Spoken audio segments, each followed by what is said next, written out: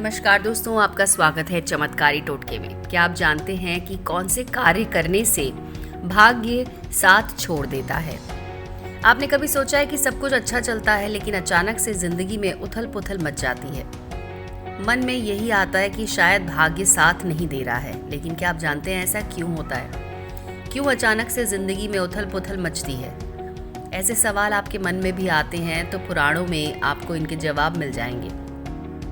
भगवान श्री कृष्ण और अर्जुन से जुड़ा ऐसा ही एक रोचक किस्सा है जो हम इस वीडियो के माध्यम से बता रहे हैं, जिसके जरिए आप जान जाएंगे कि कौन से कार्य हैं जिन्हें करने से भाग्य साथ छोड़ देता है। तो दोस्तों आइए जानते हैं। उससे पहले सब्सक्राइब कर लें हमारे चैनल को और बेल आइकन को दबा दें, जिससे कि आपको नए वीडियोस के अपडेट भी मिलते रहेंगे। दोस्तों, पौराणिक कथाओं के अनुसार एक बार श्री कृष्ण और अर्जुन नगर भ्रमण के लिए निकले। रास्ते में उन्हें भिक्षा मांगते हुए एक ब्राह्मण दिखाई दिया। उसकी दशा देखकर अर्जुन का हृदय दया से भर गया और उन्होंने उस ब्राह्मण को भिक्षा में स्वर्ण मुद्राओं से भरी पोटली दे दी। पोटली पाकर ब्राह्मण अपने सुखद जीवन की कामना करते हुए घर लौट ही रहा था कि मार्ग में एक लुटेरे ने उसकी पोटली छीन ली।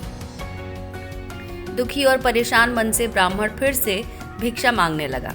अगले दिन अर्जुन की दृष्टि जब उस ब्राह्मण पर पड़ी तो उन्होंने उससे पूछा। अर्जुन के पूछने पर ब्राह्मण ने पूरी बात बताई। ब्राह्मण की पूरी व्यथा सुनकर अर्जुन को उस पर फिर से दया आ गई। इस बार उन्होंने गरीब ब्राह्मण को बहुमूल्य रत्न मणिक दे दिया। मणिक लेकर ब्राह्मण अपने घर पहुंचा। चोरी के भय से उसने उसे एक पुराने घड़े में छुपा दिया। दिन भर की थकान के चलते ब्राह्मण को नींद आ गई। ब्राह्मण की पत्नी भी नदी से पानी लेने के लिए चली गई, लेकिन रास्ते में उसका घड़ा हाथ से गिरकर टूट गया। वो पुराना घड़ा लेने घर पहुंची जिसमें ब्राह्मण ने माणिक छिपा कर रखा था। जैसे ही ब्राह्मणी ने नदी में उस घड़े को डुबोया, वो माणिक भी जल के बहाव के साथ बह गया। ब्राह्मण को जब इस बात का पता चला तो अपने भाग्य को दोष देता हुआ फिर से भिक्षावृत्ति में लग गया।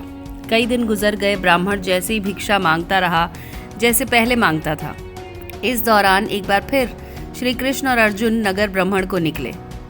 वहां उन्हें वही ब्राह्मण फिर से दिखा। अर्जुन हैरान रह गए कि उन्होंने 2 बार उसकी मदद की, लेकिन ब्राह्मण फिर से भिक्षा मांग रहा है।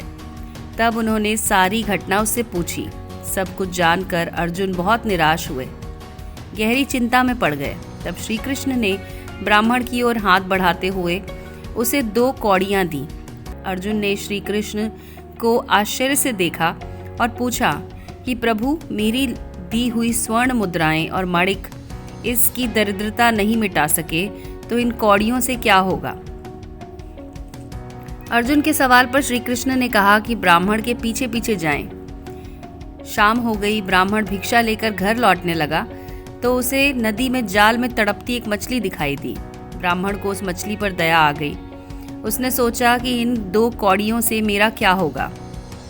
ये सोचकर उसने जाल में फंसी मछली का सौदा मछुआरे से कर लिया और कमंडल में मछली डालकर नदी में छोड़ने चल पड़ा। तभी मछली के मुंह से वही माणिक निकला जो उसने घड़े में छुपाया था। माणिक देखकर ब्राह्मण खुशी से चिल्लाने लगा, मिल गया, मिल गया, मिल गया। भाग्यवश उसी समय ब्राह्मण की मुद्राएं लूटने वाला लुटेरा वहीं पर था। उसने समझा कि ब्राह्मण ने उसे पहचान लिया है।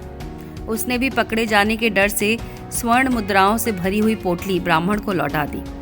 ब्राह्मण के साथ अब जो हो रहा था वो सब देखकर अर्जुन ने भगवान श्री कृष्ण को नमन किया और पूछा, हे केशव, ये कैसी लीला है?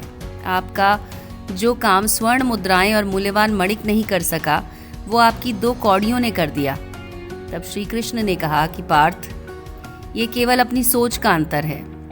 तुम्हारी स्वर्ण मुद्राएं देने पर उस ब्राह्मण ने केवल अपने सुख की कामना की, लेकिन मेरी कौड़ियां देने पर उसने मछली के दुख के बारे में सोचा। बस यही फर्क है भाग्य का साथ पाने का।